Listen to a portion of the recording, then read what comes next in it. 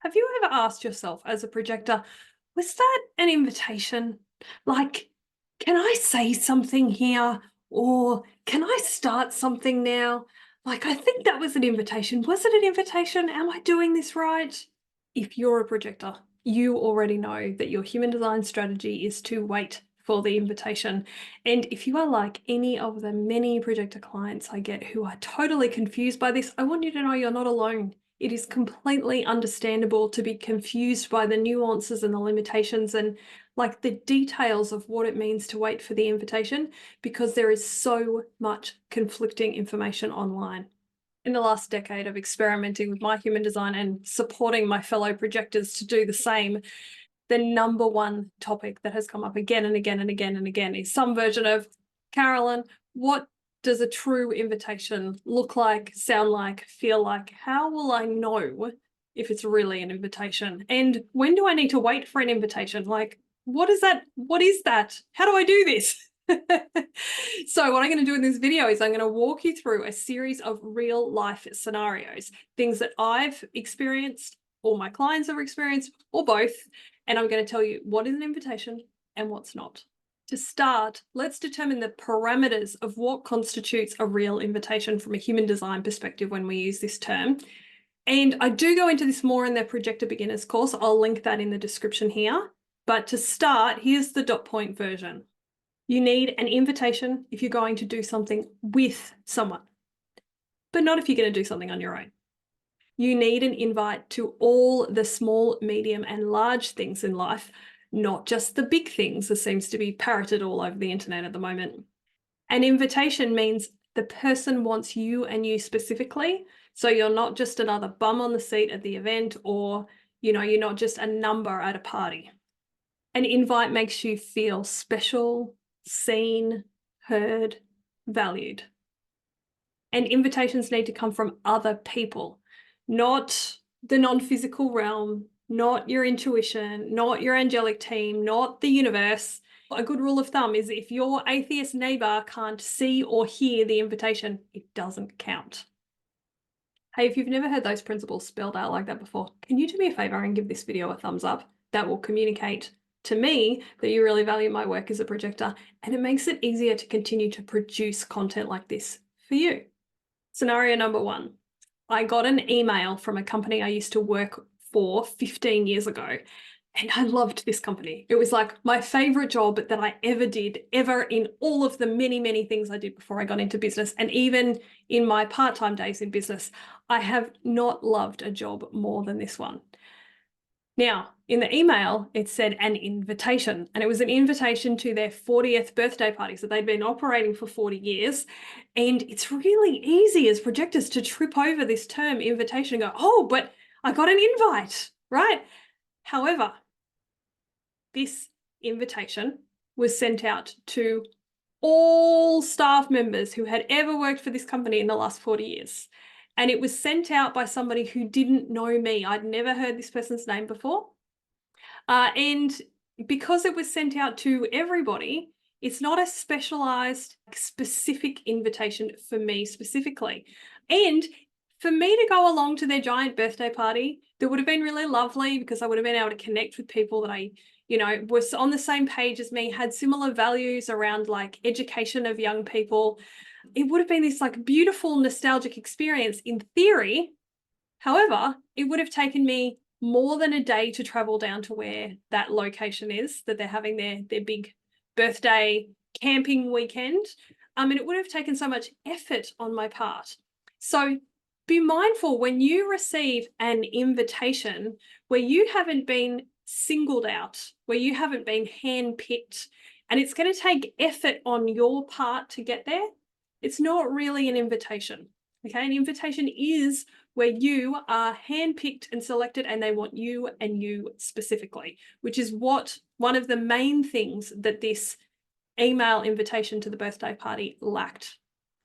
And the problem with responding, because that's what we're actually doing when we respond to an invitation like that, the problem with responding and saying yes to something like that is that you end up coming away feeling like you've used up heaps of your time, money, and energy. It's often a waste of those things. and it's more likely to lead to bitterness. Okay, number 2. The last time I went to go and visit a particular branch of my family, I had a woman ask me for my opinion or what I knew on a particular health topic.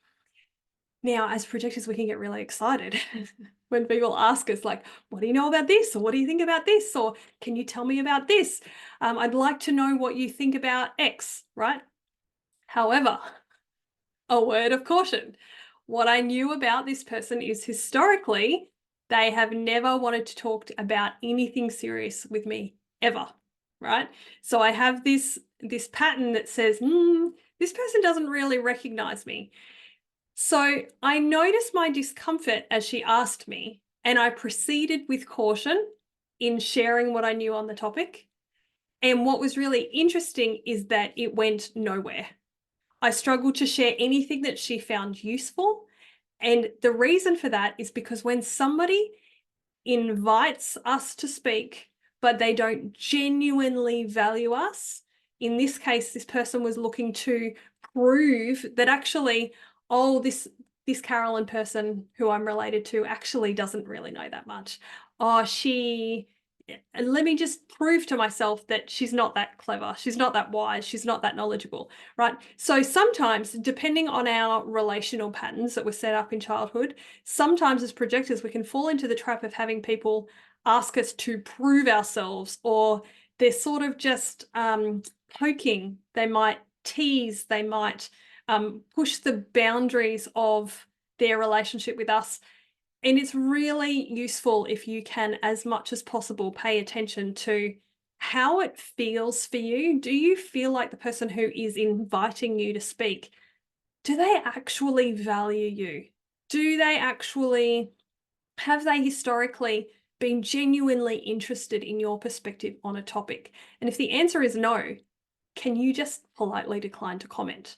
Because that is going to be way more useful than trying to share of your precious wisdom, of your precious self with somebody who doesn't actually value you. Okay, number 3. This is one that I have fallen over again and again and again. And it's only been in the last year that I've really spotted what has been happening. And that is where we get invited to work and be paid for our effort instead of our guidance. Now, this is so easy to trip over and fall for as projectors, because 70% of the population-ish, the generators, the manifesting generators, are designed to use their effort and be paid for it. Now, ideally, they're doing work they love, but they are designed to work, to use their life force energy. That's not how we're built. I did a whole video on this. I'll make sure I link it up here somewhere and in the video description, the right work for projectors. But we're here to be invited to share our guidance. We're here to manage and direct energy. We're not here to actually put our effort and energy into things. We're here to like play with the ether, not provide it, right? So if you are being invited into situations where the role will require you to use your effort, then it's not really actually a true invitation. Because when we're truly invited, we're invited to do something that we're actually specifically designed for. And we're not actually designed to put our effort into things. Now, you might have a hook.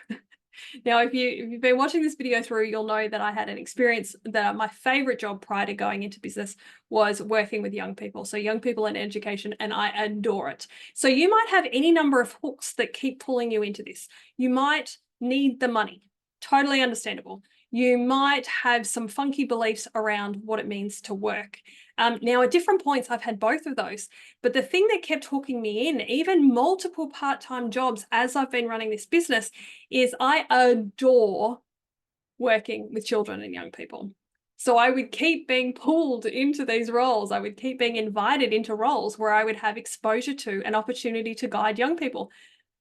But each of the roles also required too much of my effort.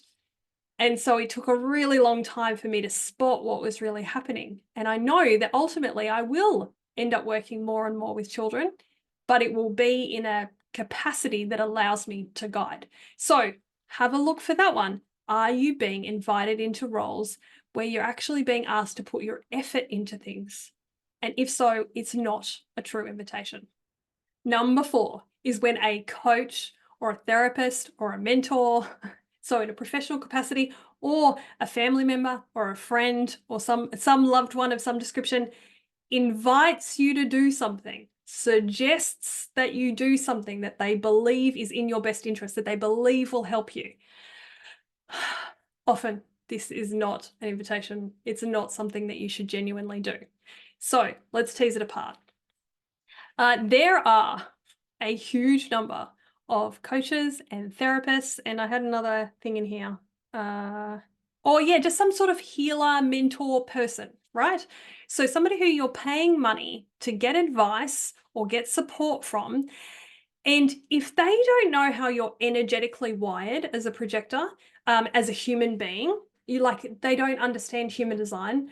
And sometimes people can do it just by being highly intuitive. So I do come across some people sometimes that don't know anything about human design, but they're very present and they're very, very good at reading me, right? So it needs to be one of those two things.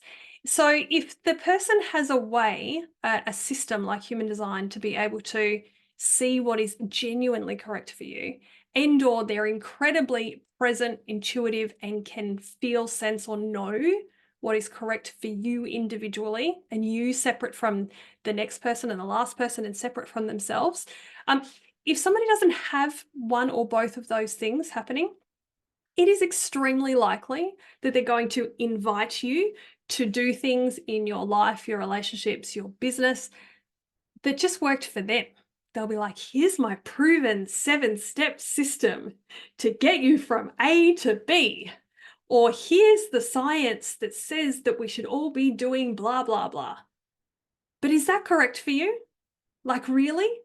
And so one of the ways that human design can be incredibly helpful is that you can just check in and go, oh, just because it worked for that person, that therapist or mentor or coach, or my mother or my brother or my sister, doesn't actually mean that it's right for me. So do check in. I have learned the hard way that there are lots of experts who I have paid money to, and there are lots of family members and friends who mean very well, who have invited me to do things that they are absolutely rock solid sure are going to be helpful for me, and have just led to harm instead. Now, these people don't mean to create harm, but if we're being guided, if we're being invited to do things that are not energetically correct for us, it's either, our advice is either going to lead us in the right path or it's going to lead us in the wrong path. And the right path leads to healing and expansion, and the wrong path leads to ultimately some level of harm. So it is super important when you get invited by that very expensive coach or that therapist who's been working with clients for 30 years, or your mum who just genuinely wants the best for you. Is their advice right for you? And you have to check in. Please keep coming back to what is correct for you. Number 5. This is a scenario I've seen come up again and again and again. And I was reminded just a few weeks ago when a projector friend of mine shared with me in an email how she's actively playing with wait for the invitation and looking for the boundaries of it. And she shared with me in detail how she was playing with the intersection of waiting for the invitation and her intuition. And as she listed it out for me, I realized, oh, wow, I did that thing for years. So let me spell it out for you. What can happen is as our intuition tells us things, we get an intuitive hit of someone that we know. So maybe it's a family member, maybe it's a friend, maybe it's a professional acquaintance. And our intuition brings to mind, so maybe the person enters our field, or we just know that we want to connect with them. We might see them in our mind's eye, or I will hear somebody's name, right? So it depends on how your intuition is specifically wired for you. But your intuition, you get this intuitive hit, and you're like, oh, this is what my friend was doing. This is what I did for years, right? I don't want you to make this mistake. So for years, as I got an intuitive hit of somebody, I was reaching out to them. I took the intuition as an invitation. It's not an invitation. So I was reaching out to people. Sometimes it would lead to a conversation. Sometimes it would lead to us hanging out. Sometimes it would lead to us doing some sort of work together. But what I found is that those experiences were never as successful or fulfilling or easy or enjoyable or productive as they were as when I just waited. So now when I get an intuitive hit of somebody, however I receive that intuitive information, I wait. And sometimes there's nothing for me to do. I just send that person love. They might remind me of something else that I need to do independent of them. It might be a sense that I need to go and tweak or change something in preparation for something that's coming. Our intuition can warn us of things in advance to help us get ready for things. And sometimes some of those people would then half a day, 2, 3 days later, a week later, get in contact with me and go, hey, I've really been thinking of you. I've been meaning to invite you to do blah, blah, blah.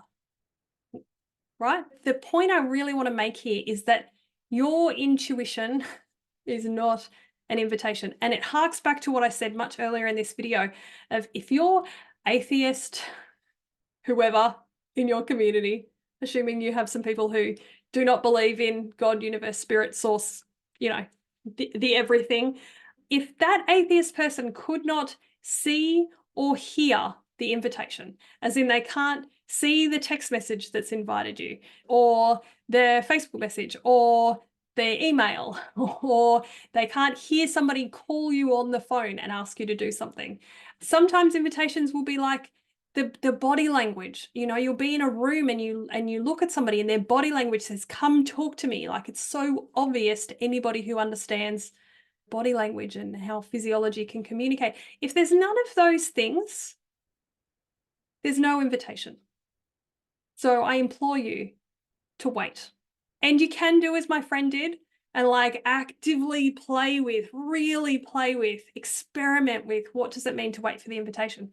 But if you can weed out of your life any of the situations that are similar to these 5 examples I gave you, then you will be so much closer to the success and the joy that comes from really waiting for the invitation as a projector. Before you go, tell me in the comments, which one of these scenarios do you find crops up for you the most in your life? I would love to know. Tell me in the comments. And if you know another projector who is struggling to understand the nuances of what it truly means to wait for the invitation, can you share this video with them now? The more projectors who know how to follow their human design strategy and wait for the invitation, the better it's going to be for all of us.